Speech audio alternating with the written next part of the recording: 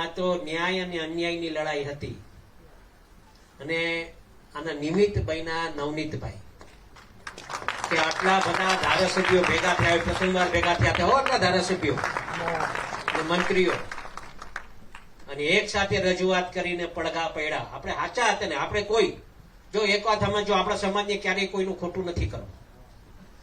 આ સમાજે સમાજની લડાઈ પણ નહોતી. લોકો જે વિચારતો હોય વિચારવા દેવાનું, એમાં અમારે કઈ તકલીફ નથી.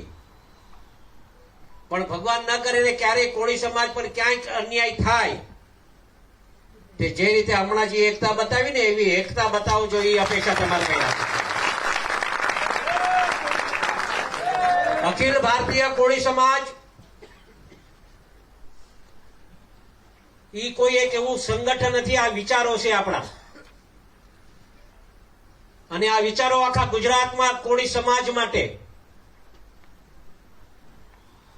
અમે આવતા દિવસોમાં ગામો ગામ નીકળવાના છે. મેં ઘણા બધા સમાજનું હમણાં જોયું હશે, ઠાકોર સમાજે આખું સંમેલન એક બહુ મોટું કર્યું અને એના સમાજનો આખો એક કાયદો, એક સંગઠન પ્રસારણ કર્યું, એ લોકોએ વિધાન નક્કી કર્યું. એમ કોળી સમાજનું પણ આવી રીતે આપણા સમાજમાં કાયદા બને,